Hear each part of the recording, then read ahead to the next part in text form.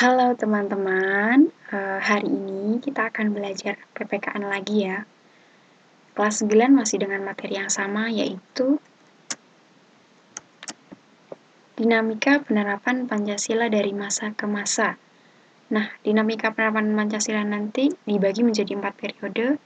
Ada masa awal kemerdekaan, masa Orde Lama, masa Orde Baru, dan masa reformasi.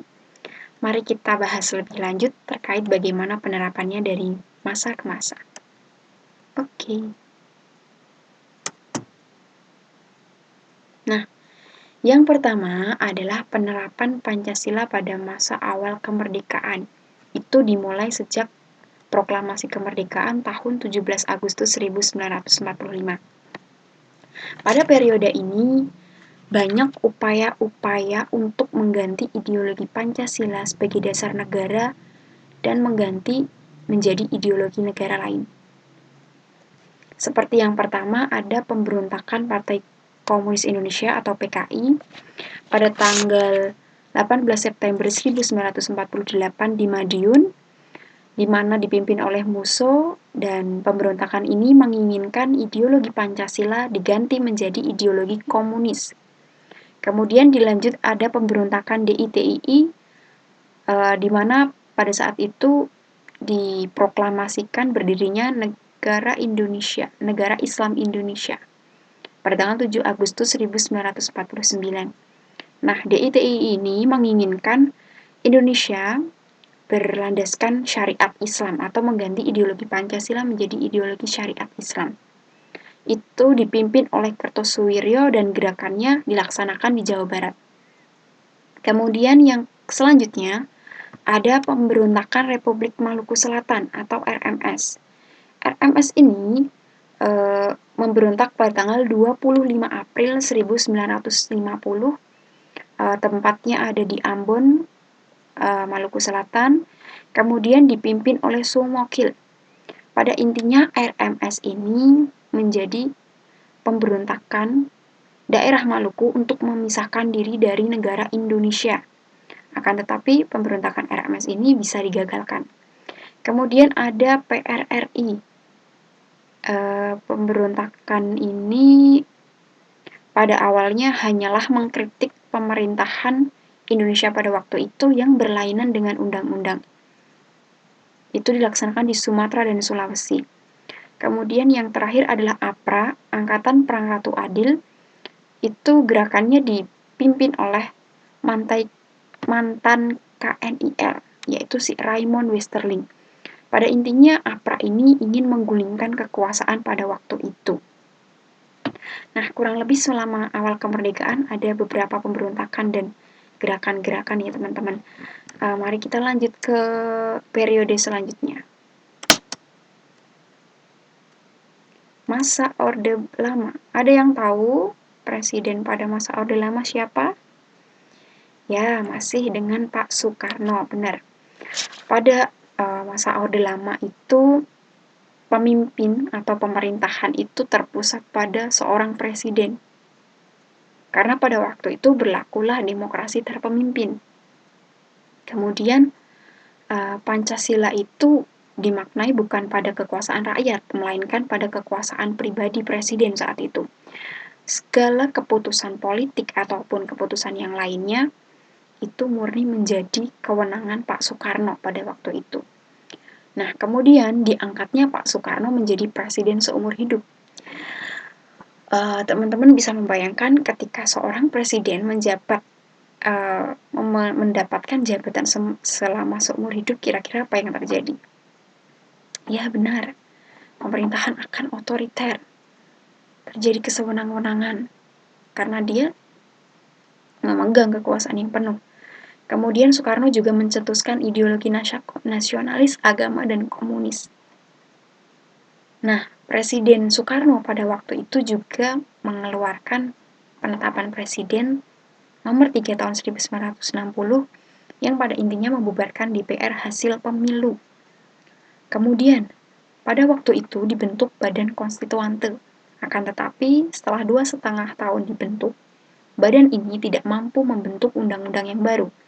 Maka dari itu, Pak Soekarno mengeluarkan Dekret Presiden 5 Juli 59 yang pada intinya mengembalikan konstitusi menjadi Undang-Undang Dasar 1945 setelah sebelumnya menggunakan UUDS 1950. Nah, yang selanjutnya itu adalah pemberontakan PKI tanggal 30 September 65 dan ini menjadi awal lengsernya Pak Soekarno menjadi presiden. Nah, maka dari itu masa Orde Baru dimulai pada tanggal 22 Februari 1967. Soeharto mampu membubarkan PKI dan itu menciptakan stabilitas keamanan negeri pada saat itu. Nah, visi utama pada era Pak Soeharto ini adalah untuk melaksanakan Pancasila dan Undang-Undang 1945 secara murni dan konsekuen. Nah, hal ini bisa dilihat dari adanya program P4, kemudian adanya rencana pembangunan 5 tahun atau REPLITA. Akan tetapi, lambat laun visi utama Pak Soeharto tadi luntur ya. Karena apa? Karena pada pelaksanaannya nilai-nilai Pancasila itu hanya dimanfaatkan untuk golongan mereka sendiri dan untuk melanggengkan kekuasaan. Maka dari itu pemerintahan pada Soeharto ini tidak kalah otoriter dengan pemerintahan pada masa Soekarno. Presiden Soeharto pada waktu itu mempunyai sejumlah legalitas yang tidak dimiliki oleh lembaga negara lainnya, seperti Super Semar, Mandataris MPR, Bapak Pembangunan, dan Panglima Tertinggi APRI. Lembaga presiden pada waktu itu menjadi pengontrol utama dari lembaga-lembaga negara lainnya. Istilahnya lembaga negara lain itu hanya sebagai pelengkap. Nah, pada Orde Baru pun, kebebasan berpolitik dan kebebasan pers dibatasi. Barang siapa yang berani mengkritik Pak Soeharto pada waktu itu, maka dia harus bersiap dengan taruhan nyawanya sendiri. Karena pada waktu itu, banyak aktivis-aktivis yang mengkritik pemerintah itu yang tiba-tiba hilang, entah kemana, sampai sekarang masih banyak kasusnya yang belum beres.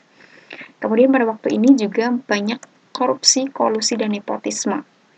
Dan yang tidak kalah penting adalah adanya peran dwi fungsi ABRI. Yang pertama, TNI menjaga keamanan dan ketertiban, dia juga bisa memegang kekuasaan untuk mengatur negara. Ini yang menjadikan pemerintahan Soeharto itu sangat-sangat otoriter. Nah, yang tidak kalah penting adalah terjadinya krisis ekonomi. Nah, dari beberapa penyelewengan pada masa Orde Baru ini, kemudian ada gerakan dari mahasiswa atau mendemo pemerintahan itu pada tahun 98. Itu menjadi awal adanya reformasi. Nah, kita lanjut ke masa reformasi. Masa reformasi ditandai dengan lengsernya Pak Soeharto pada tanggal 21 Mei 1998. Setelah beliau menjabat selama 30 tahun menjadi presiden. Nah, beberapa tuntutan dari demo mahasiswa tadi, yang pertama adalah pemberantasan KKN, kemudian menurunkan Soeharto, dan menghapuskan dwi fungsi ABRI. Tuntutan dari mahasiswa tadi ternyata membuahkan hasil sehingga Soeharto mengundurkan diri. Kemudian tantangan lain penerapan Pancasila pada masa ini, yang pertama adalah sudah ada upaya untuk menerapkan nilai-nilai Pancasila secara baik. Akan tetapi tantangannya adalah kehidupan masyarakat era reformasi sampai sekarang itu cenderung bebas. Bahkan banyak gerakan yang merongrong kemurnian Pancasila seperti separatisme, radikalisme, dan terorisme. Jadi tantangannya tidak lagi diganti oleh ideologi lain, tapi tantangannya dengan kondisi negara yang semakin terbuka dan semakin terbuka. Kemudian tidak kalah penting adalah menurunnya rasa persatuan dan kesatuan dari sesama warga negara. Mungkin kurang lebih itu tantangan penerapan Pancasila pada masa reformasi sampai sekarang. Terima kasih atas perhatiannya teman-teman. Semoga ilmu yang kita pelajari tadi bermanfaat untuk teman-teman semuanya. Terima kasih.